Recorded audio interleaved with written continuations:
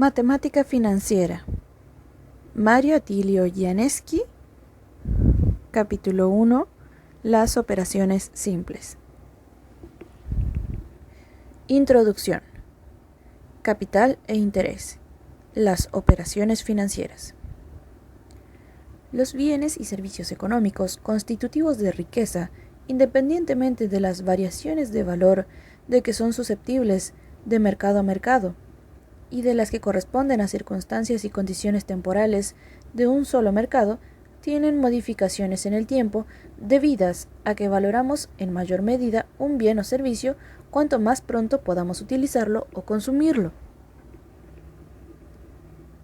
Desprendernos de un bien que está en condiciones de satisfacer una necesidad inmediata, a cambio de la promesa de recibir otro bien futuro, será un acto económico en cuanto el último resulte mayor o tenga mayor valor cierto o eventual. Lo dicho es válido para el dinero, pues su disponibilidad permite transformarlo en un bien de uso o de consumo inmediato. Cualquiera fuese el punto de vista individual o social, este criterio económico reviste características universales, aunque a veces resulte difícil hallar una medida exacta y hasta aproximada del aprovechamiento futuro de ciertos sacrificios presentes, tratándose de inversiones que producen beneficios sociales. No escapa a este concepto la formación del capital en cualquiera de sus formas prácticas. Bienes y servicios serán afectados al proceso productivo económicamente en tanto produzcan o prometan producir bienes o servicios de mayor valor en el futuro. Reafirmando lo dicho con un ejemplo, sembrar trigo supone no utilizar con otro fin el valor de las semillas, desgastar maquinarias cuyo valor pudo destinarse a adquirir bienes y servicios de uso o consumo inmediato, quemar combustible cuyo valor monetario pudo tener el mismo destino, etc. La siembra es una actividad económica en cuanto quien la realiza lo hace ante la expectativa de obtener una cantidad de trigo cuyo valor superará el de los desprendimientos ocasionados por el proceso, y lo superará en una cantidad aceptable que compense el sacrificio hecho de los bienes y servicios presentes. Este elemental principio de economicidad da origen y fundamento a toda la teoría de la inversión, cuyo tratamiento técnico se realiza con las herramientas de nuestra disciplina, la matemática financiera. El valor de los bienes presentes que disponemos o podemos disponer constituye el capital. El valor de los bienes futuros que recibiremos a cambio constituye el monto.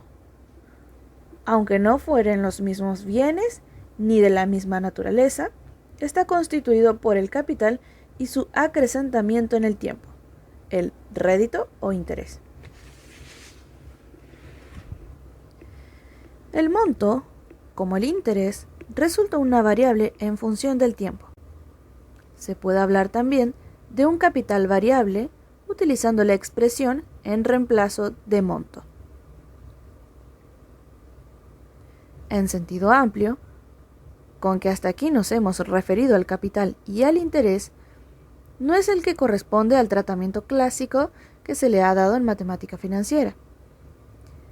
El capital fue considerado casi con exclusividad un préstamo en dinero, o a lo sumo el importe financiado de una venta a plazo.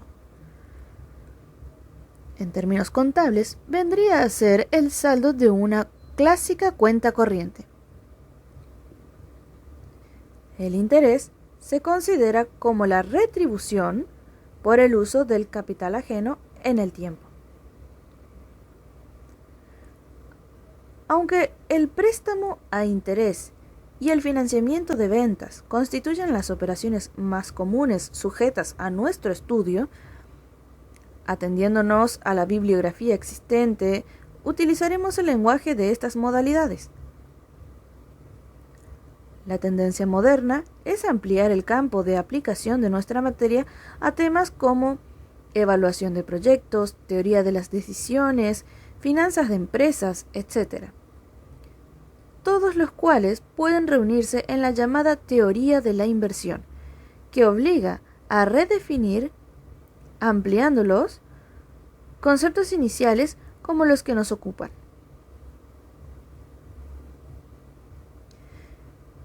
El cambio de bienes disponibles en uno o más momentos dados por bienes disponibles en otros momentos distintos constituye lo que llamamos una operación financiera. La matemática financiera estudia precisamente las variaciones cuantitativas que sufren los capitales en el tiempo como consecuencia del principio de economicidad expuesto. Daremos 4 definiciones que se ajustan genéricamente a los distintos temas de nuestra materia, seguidas, cuando estimamos necesario, de otra propia de las operaciones de préstamo.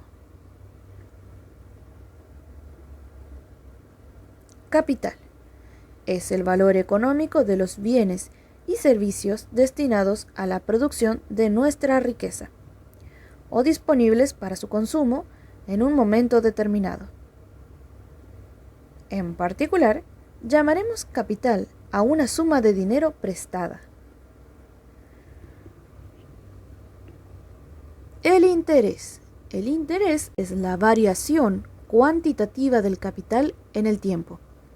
En particular, interés es la retribución por el capital prestado, por su uso en el tiempo. Y el monto es la suma del capital y sus intereses, calculada en un determinado momento. Por último, operación financiera es aquella en la que se cambian capitales no simultáneos, es decir, capitales disponibles en un momento por otros disponibles o a disponer en momentos distintos. Punto 1.2. La tasa de interés, sus componentes. En un sentido amplio, aunque no el único que se le puede dar al tema, la tasa de interés es el interés producido por una unidad de capital en una unidad de tiempo. Cualquiera puede ser la unidad de capital y la unidad de tiempo, pero lo corriente es expresar la tasa referida a un capital de 100 unidades de moneda y el tiempo referido a un año, generalmente sobreentendido. No obstante, la tasa puede ser referida a un semestre, a un mes, etc., en cuyo caso es necesario mencionar la unidad de tiempo.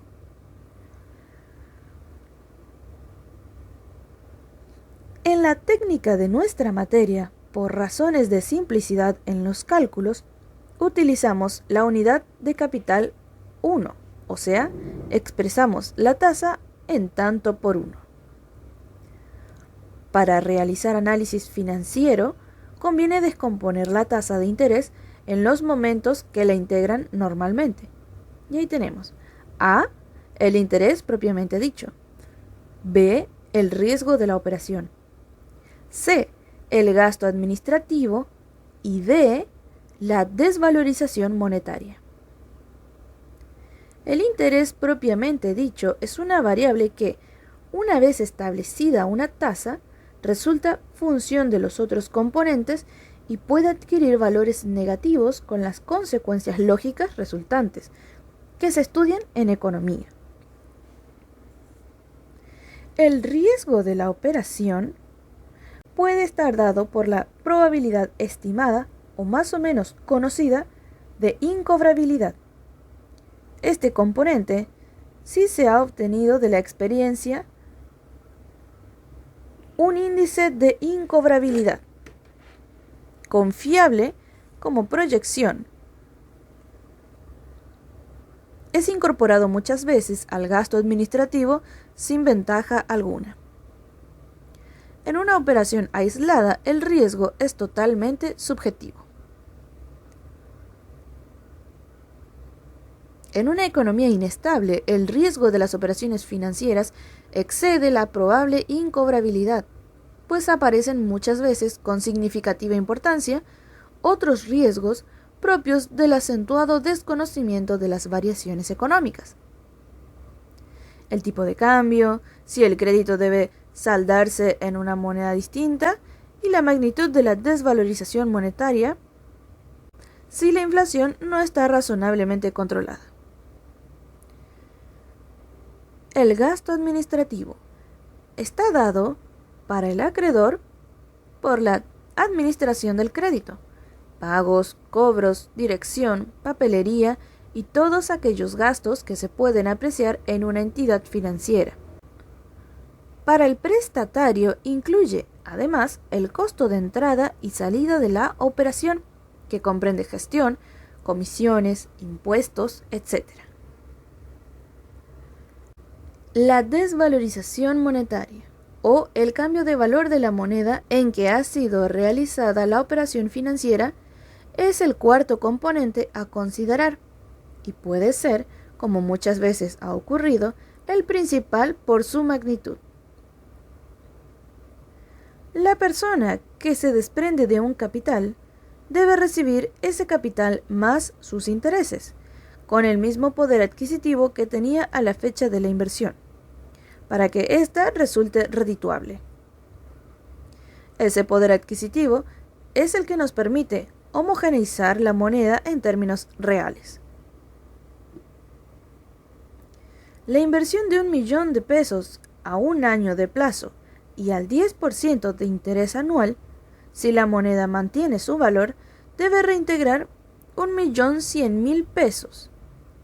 Esa misma operación, si existe una inflación del 20%, debe transformar al capital en 1.200.000 pesos y a los intereses en 120.000 pesos.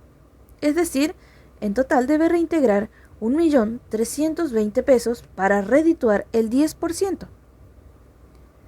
Si en cambio, con el 20% de inflación, la operación reintegra 1.100.000 pesos, no solo dejaría de haber interés, sino que habría una transferencia gratuita en favor del deudor. Cuando, como en el ejemplo apuntado, la desvalorización es superior a la tasa de interés, esta, en términos reales, resulta negativa. De ahí que frente a esta perspectiva resulte conveniente ser deudor. Quien reciba un crédito bancario, por ejemplo, no necesita afectarlo a la producción para verse beneficiado. Le bastará adquirir bienes que conserven su valor real, almacenarlos y venderlos al vencimiento del plazo, para acrecentar su patrimonio sin que la riqueza nacional aumente.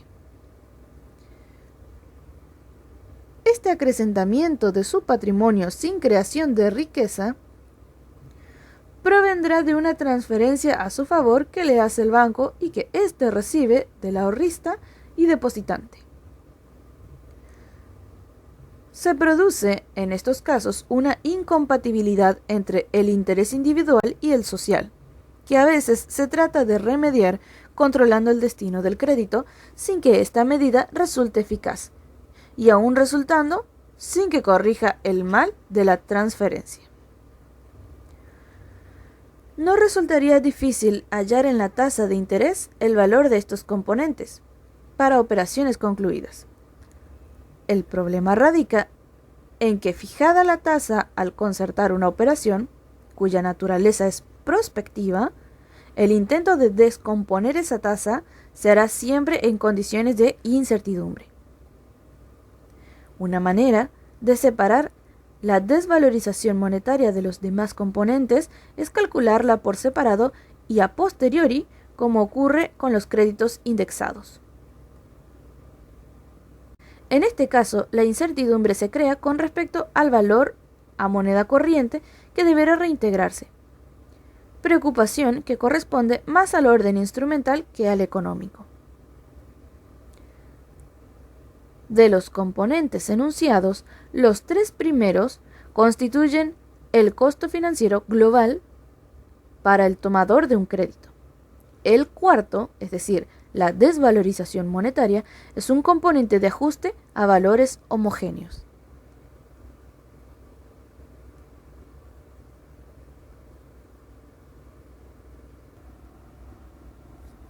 (1.3) Operaciones simples y complejas. Siguiendo a Filadelfo Insolera, clasificaremos las operaciones financieras en simples y complejas, pues ello permite reunir las técnicas aplicadas a cada grupo. La operación es simple cuando en ella existe el cambio de un solo capital por otro también único. Un préstamo de dinero a ser devuelto con interés en un solo pago, una inversión única en una empresa que producirá todo el beneficio en un solo momento, el descuento de un documento en un banco, son todos ejemplos de operaciones simples. Ahora, la operación es compleja si al menos una de las partes, los cobros o los pagos, los costos de inversión o los beneficios, se producen en dos o más momentos distintos. La financiación de un automóvil en cuotas, la inversión en una empresa que rendirá beneficios anuales durante cierto tiempo o un plazo indefinido, las modernas operaciones de ahorro y préstamo para viviendas son ejemplos de operaciones complejas. Estudiaremos primero las operaciones simples, pues de ellas y de las técnicas aprendidas en ellas surgirá la metodología correspondiente a las operaciones complejas, constituidas esencialmente por las denominadas rentas. Una misma operación, según la metodología utilizada para el análisis, puede ser considerada simple o compleja, de manera que la distinción no es absoluta. Como ejemplo, se podrá apreciar ello después de estudiados los temas en los préstamos con pago periódico de intereses y devolución del capital en una sola fecha, o en las diversas formas de perpetuidades o rentas perpetuas. 1.4. Métodos del cálculo de interés. Los métodos de cálculo del interés devengado por un capital nacen de una convención entre acreedor y deudor sobre la forma de hacer las operaciones aritméticas que permiten obtener el importe a pagar. El hecho de que muchas veces el acreedor imponga las reglas de juego y el deudor se limite a aceptarlas o no, no quita que la metodología resulte convencional.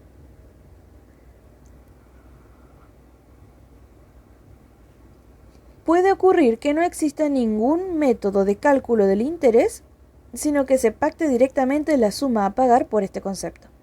Por ejemplo, un señor presta a otro 10,000 pesos conveniendo en que el segundo devolverá 12,000 pesos al cabo de 3 meses.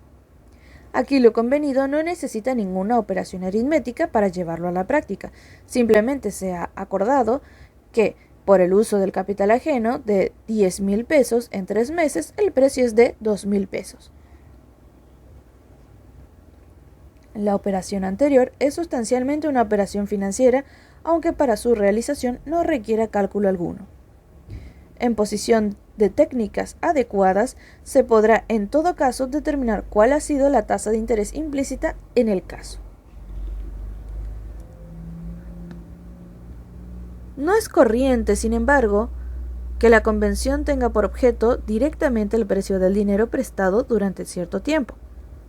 Lo usual es convenir un precio por una dada unidad de capital en una dada unidad de tiempo, que es la tasa de interés, y luego el precio total se calcula mediante un método que también es convenido o sobreentendido. Para poder calcular el interés en una operación, es necesario entonces estar en posesión de los siguientes datos: el capital, el tiempo, la tasa de interés y el método de cálculo. Todos estos datos resultan de una convención expresa o tácita entre el acreedor y deudor. Entre los métodos más comunes de calcular el interés de un capital están los llamados de interés simple y de interés compuesto. En el método de interés simple, se supone que para un capital prestado a una determinada tasa y durante un cierto tiempo, el importe a abonar en concepto de interés es directamente proporcional a esas tres cantidades, es decir, al capital, a la tasa y al tiempo. Ello nos permite aplicar una fórmula elemental y resolver la cuestión. El método de interés compuesto conviene en la misma proporcionalidad anterior, pero en periodos iguales. El interés devengado que queda en poder del deudor por no ser abonado pasa a formar parte del capital y devenga como tal intereses en el periodo siguiente. Conceptualmente, estos dos métodos son uno solo, con los mismos principios. En el interés simple, el interés se paga al cabo de cierto tiempo, cualquiera él fuere, mientras que en el interés compuesto se acredita. Es una forma distinta de otorgar la propiedad al acreedor. Fácil es advertir que como todo crédito debe ser pagado en algún momento, el interés resulta siempre compuesto. Desde el punto de vista operativo, en cambio, ambos métodos deben distinguirse, pues dan origen a operaciones matemáticas distintas. Otros métodos de cálculo de interés serán también objeto de estudio, fundamentalmente aquellos que se aplican en la práctica o resultan de interés teórico, como el descuento comercial, el llamado comúnmente interés directo en la financiación en cuotas, el interés continuo, etc. Los métodos de cálculo del interés no pueden ser juzgados como justos o injustos, equitativos o no.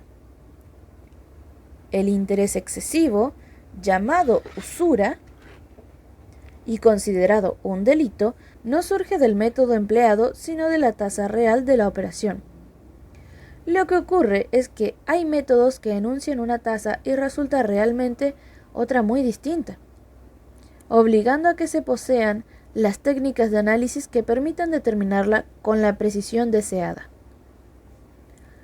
Los métodos pueden sí ser objeto de discusión sobre si resultan más o menos científicos, y esa discusión podrá hacerse una vez conocidos y estudiados. Por esa razón, empezaremos el desarrollo de la materia, en todos los casos, describiendo las técnicas empleadas tal como se dan en la práctica bancaria o comercial, para después realizar análisis y comparaciones entre ellas.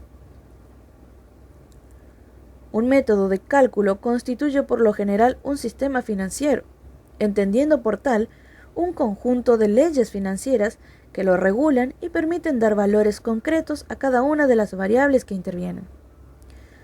Muchas veces en la práctica, una convención establece una ley financiera particular, sin que ello implique la definición de un sistema que la comprenda, razón por la cual las variables que no han sido convenidas ofrecen posibilidades de conflictos por falta de precisión en el acuerdo de partes.